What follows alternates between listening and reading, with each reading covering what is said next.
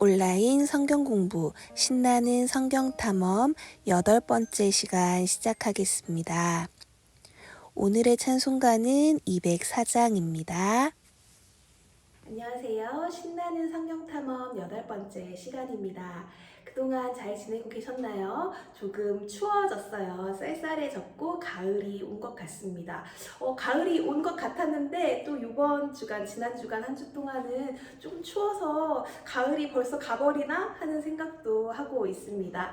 어떻게 감기 걸리지 않고 잘 지내고 계신 거 맞지요? 우리 이제 이번 시간은 전체 신나는 성경 탐험 중에 8번째 시간이기도 하고 출애굽기를 최종적으로 정리하고 이제 다음 시간부터는 레위기로 나아가기 위해서 살짝 레위기의 도입을 준비하는 그런 시간이기도 한데요. 그동안 창세기와 출애굽기를 지나오면서 과연 어떤 생각들을 또 어떤 마음에 하나님과의 그 교감들을 교제들을 해 오셨는지 궁금합니다.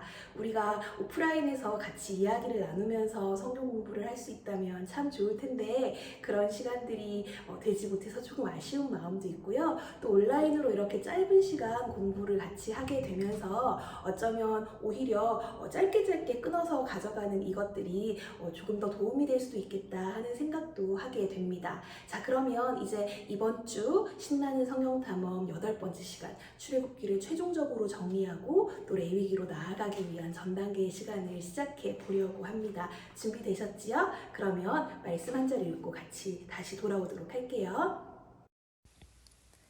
모세가 그같이 행하되 곧 여호와께서 자기에게 명령하신 대로 다 행하였더라. 출애굽기 40장 16절 말씀. 아멘. 지금까지 출애굽기를 살펴보면서 우리는 크게 세 장소로 출애굽기를 구분해서 한번 살펴보았었습니다. 첫 번째는 애굽, 이집트에서의 이야기였었고요. 두 번째는 광야에서의 이야기였지요. 마지막 세 번째는 시내산에서의 이야기였습니다. 첫 번째 이집트에서의 이야기에서는 애굽에서의 이야기에서는 하나님이 어떤 분이신가 하는 것들이 실제적으로 드러났었습니다. 이집트의 여러 신들을 하나님께서 철저히 파괴하심으로써 하나님의 하나님 되심을 드러내어 주셨지요. 하나님의 하나님 되심을 드러내는 장면에서는 이집트 사람들 또 바로 그리고 그들뿐만 아니라 실제로 하나님이 선택하신 히브리 백성들에게조차도 하나님만이 진짜 하나님인 것을 드러내어 주셨습니다. 그리고 그렇게 이스라엘 백성들을 히브리 백성들을 출애굽시켜서 본격적으로 광야 생활이 시작되게 되는 장면에 이르러서는 하나님께서 어떻게 은혜를 베푸시는가 하는 것들이 본격적으로 드러났었습니다. 바로 불기둥과 구름기둥으로 항상 먼저 한 걸음 앞서서 지켜주시고 보호하시는 하나님의 모습을 볼 수 있었고요. 광야의 식탁 사건을 통해서 그날 하루하루 채움의 은혜에 대해서 가르쳐 주시는 하나님의 식탁의 모습, 만나와 메추라기를 통해 준비해 주시는 하나님의 은혜의 장면들을 살펴볼 수 있었습니다.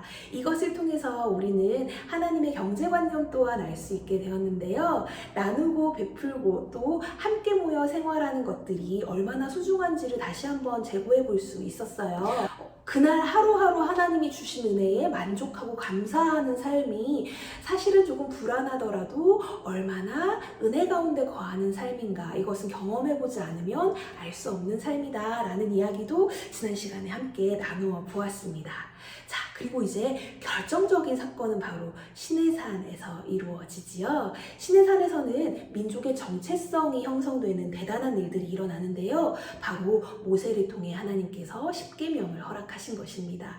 십계명은 하나님과 이스라엘 백성 사이의 약속이고요. 그 약속을 통해서 하나님은 이스라엘 백성들에게 내가 거룩하니 너희도 거룩한 백성이 되어라 하면서 이스라엘 백성들에게 하나님의 언약 백성으로서의 정체성을 허락해 주셨습니다. 자, 이렇게 여기까지의 이야기 기억하시죠? 그러면 오늘은 조금 결을 달리해서 시내산에서 계명을 받은 이후에 어떤 일들이 일어났는가 하는 것들을 조금 살펴보려고 해요. 자, 그러면 이제 출애굽기 1장부터 40장까지 어떤 내용들이 있었는지 한 번 더 조금 끊어서 한번 살펴보도록 할게요. 화면을 통해서 한번 만나볼까요? 먼저 출애굽기 1장에서 18장을 통해서 우리는 하나님은 어떤 분인가에 대해서 알 수 있었습니다. 특별히 유월절 사건을 통해서 출애굽의 하나님을 기억하는 중요한 장면들을 소개하고 있고요. 유월절 어린 양은 예수님을 예표하는 사건으로 기억해야 할 것입니다. 또한 그 다음 장면에는 19장에서 24장에 이르러서 우리를 어떻게 인도하시는가, 또 왜 이곳으로 시내산, 광야로 인도하시는가 하는 것들을 바라볼 수 있게 됩니다.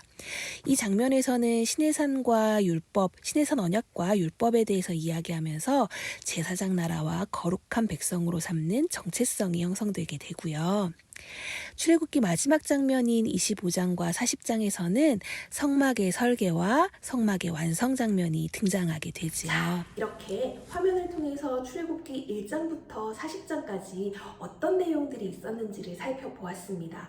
이제 아까 이야기 드렸던 것처럼 제일 마지막 장면, 출애굽기의 마지막 장면인 바로 25장에서 40장까지의 이야기, 그 속에 나타난 성막에 대한 이야기를 조금 해보려고 합니다.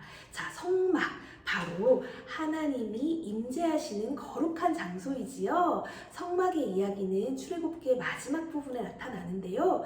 재밌는 것은 처음에 이 부분에서 성막에 대한 설계의 장면을 하나님께서 이야기하십니다.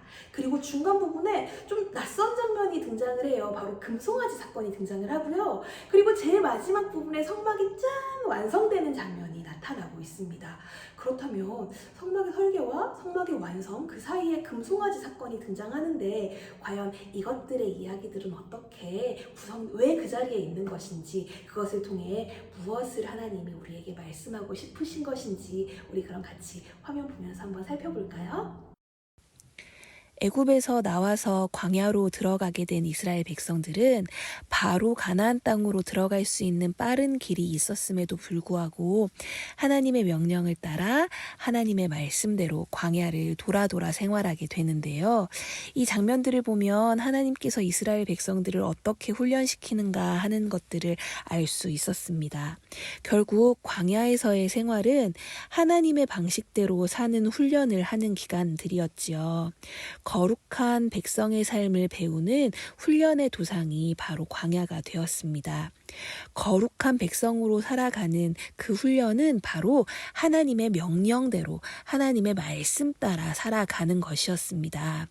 자, 그렇게 하나님의 말씀을 따라 살아가는 그 가장 결정적인 사건 가운데 율법을 수여받는 장면이 있고, 그 장면에 이어서 바로 하나님의 말씀대로 성막을 건축하는 장면이 나오지요. 성막은 그 설계부터 완공까지 오롯이 하나님의 말씀대로 지어졌습니다. 성막은 하나님께서 출애굽기 25장 22절을 통해서 거기서 너와 내가 만나고 라고 말씀하셨습니다. 결국 성막은 하나님께서 임재하심을 약속하시는 장소가 되는 것입니다. 결국 이스라엘 백성들이 성막 설계와 건축을 말씀 따라 행하는 그 모든 일련의 과정들을 통해서 하나님은 순종하는 자에게 주시는 복을 보여주신 것이지요. 하나님은 하나님이 거하실 거룩한 임재의 장소로 성막을 이야기하시면서 성막을 지을 재료와 모양 또 쓰임새까지 계시하여 주셨습니다. 또한 성막의 완성 단계까지 그 모든 것들은 하나님의 말씀을 따라 설계되고 지어지고 완성되도록 준비하셨는데요. 중요한 것은 이 성막의 설계와 완성 단계 사이에 금송아지 사건이 있었다는 것입니다. 성막은 하나님의 임재하시는 거룩한 장소인데 그 중간에 금송아지 사건, 즉 하나님의 말씀 따라 살아가지 않는 커다란 배교의 사건이 일어났다는 것이지요. 결국 이 금송아지 사건은 이스라엘 백성들이 앞으로 계속 지켜가야 할 신앙의 원칙을 설명해 주는, 이스라엘 백성들이 몸으로 체득하게 되는 시간이 됩니다. 신앙은 탑다운 방식이라고 생각하여야 합니다. 무언가 나의 쪽에서, 인간의 쪽에서 원하는 대로 무언가를 하는 것이 아니라 하나님이 말씀하신 대로, 하나님이 명령하신 대로 살아가는 것이 바로 신앙생활이다라는 것이 바로 금송아지 사건을 통해서 크게 깨닫게 되는 것이지요. 하나님께서 말씀하셨습니다. 우리는 그 말씀대로 살아가는 것입니다. 그러면 하나님이 말씀하신 그 말씀대로 살아가는 그 삶을 통해서 우리에게 하나님의 은혜가 임하여지는 것입니다. 성막 이야기는 은혜를 베푸시는 하나님에 대한 이야기인데요. 은혜를 베푸시는 하나님을 우리가 가장 잘 누리고 가장 잘 느낄 수 있기 위하여서는 하나님의 말씀을 따라 살아가는 것이 필요하다는 것입니다. 하나님의 말씀이 아니라 우리의 계획과 우리의 생각대로 행동할 때에는 어쩌면 그것이 다른 사람들이 보기에, 세상이 보기에는 지혜로워 보일지 모르지만 그것은 결국 신앙의 방식이, 말씀의 방식이 아니라는 것을 기억해야 할 것입니다. 모세가 하나님께서 우리에게 하나님의 명령대로 다 행하도록 하라라고 이야기하였습니다. 모세는 그같이 행했다고 오늘 말씀에 그렇게 되어 있지요. 이제 우리의 삶은 어떠해야 할까요? 출애굽기는 성경 전체 주제의 축소판이라 할 수 있습니다. 그리스도인의 삶은 결국 하나님의 말씀을 따르는 삶인 것입니다. 하나님의 말씀을 따르는 삶, 그 어려운 길을 함께 걸어가 볼까요?